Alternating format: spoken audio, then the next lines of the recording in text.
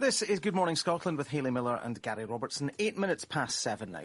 After weeks of political back and forth, the Scottish Government has announced it will now publish NHS performance data weekly on a new website. The NHS has become a key battleground between the political parties as we get into the nitty-gritty of the upcoming general election. Well, Labour's health spokesperson in the Scottish Parliament is Jenny Marra. She joins us now. Good morning to you. Good morning. Is this a welcome move from the Government? It is. I think this website with all the information is a very welcome move because this is in the interests of patients and families up and down the country. This is the people's NHS, and it's important that people have the information on how it's performing. However, it would have been much better. It would have been much better if the Scottish Government had done this much earlier. They've been in government for 8 years now, and certainly when you look over this past winter and the extreme pressure that has been on all our hospitals between delayed discharge and the pressure on A&Es, data like this would have allowed the Scottish Government to plan much better and for people to be aware of the pressures on our hospitals. But the Scottish Government has a lot of this data already. It's just not in the public domain. You say it's better for the public. What difference will it make to a member of the public who needs to visit a hospital having these statistics on a website?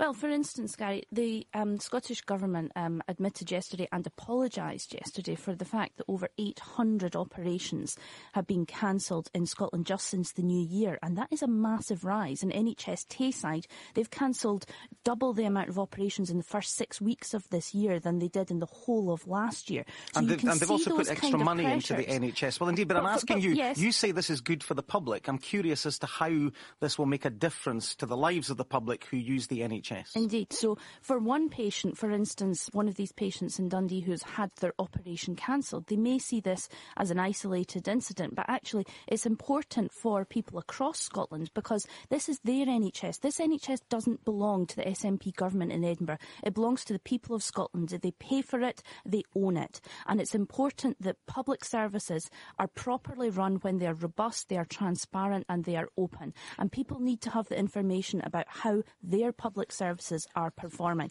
So for that one lady in Dundee who may have had her operation cancelled, it's important to know, I think, for families up and down this country, that that is not one isolated incident, that's nearly 800. It's in the interest of open and transparency that people have this information and know how their public service is performing. Of course, when it comes to openness and transparency, ultimately this government has done much better than previous administrations at Holyrood, hasn't it? Because the system changed so that figures are released more regularly than they ever were when Labour and the Lib Dems were in coalition. Well, we're in a slightly different culture now. The SNP have been in power for 8 years in this country, and you know we have completely different pressures on the NHS and completely different challenges. And so it's important that the government has entered this new phase.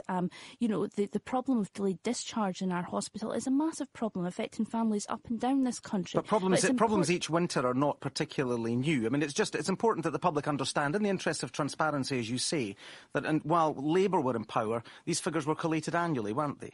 Well, yes, indeed. All governments have figures on the NHS, but it's important that they are available. For instance, we had a situation this week where one journalist was telling me that he was looking to find out how many wards had been closed in one health board, and he was told to define the definition of a ward closure. That kind of secrecy, that veil of secrecy over our NHS is just not acceptable. And that's why I think it's a good move that the government has listened to Scottish Labour's calls and made this move to make our NHS a lot more transparent and open. I think it's a very good thing. What went wrong with the announcement that Jim Murphy made on Twitter, and he released a video on YouTube where he claimed that the rate of cancelled operations in the Glasgow area was significantly higher than south of the border?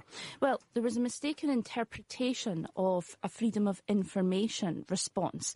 But ultimately, political parties and even the BMA, the British Medical Association, have had to resort to using freedom of information laws to get the information they need about the NHS. But the fact that the freedom of information is there says that the information is available. You can access that information.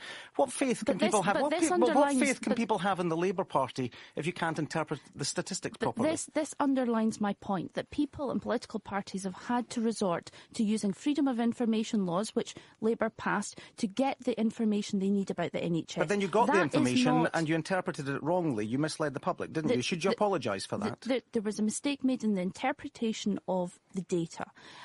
But the fact that we had to resort to freedom of information laws to get the information, important information about cancelled operations across this country, which affects people's lives, was wrong. But the information that you put into the public domain was wrong, wasn't it? Well, the information we interpreted, there was a mistake made. But you then put that information on Twitter. Jim Murphy recorded a video that was uploaded to YouTube standing outside a hospital, and that was all taken down because you got that wrong. Should you apologise for getting that wrong? Because a mistake was made. Should you apologise for getting that wrong? The point is, I think mistakes are made, but the point is that we had to resort to these laws to get the information that was required. That is not good enough. Now, Shona Robison has actually done a U-turn on this. She was not in favour 3 weeks ago of reporting this information. She told me in the chamber of the Scottish Parliament that it would be political interference to publish such information. But I'm glad that the Scottish Government have actually changed their mind, because it's important that this information is in the public domain and people have the information they need about their NHS. But you talk about a problem with interpretation of the statistics.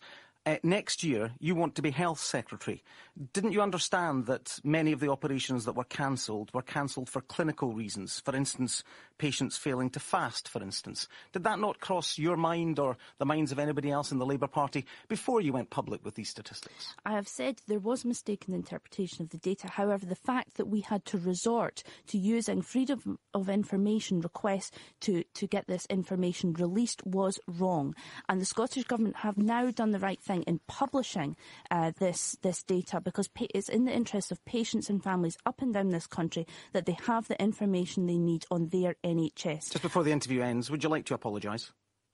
I think, as I said, there was a mistake made in the interpretation of the data, but the fact we had to resort to these laws is wrong, and I'm glad that the Scottish Government have now corrected it. Jenny Marra, Labour's health spokesperson, thank you for joining us.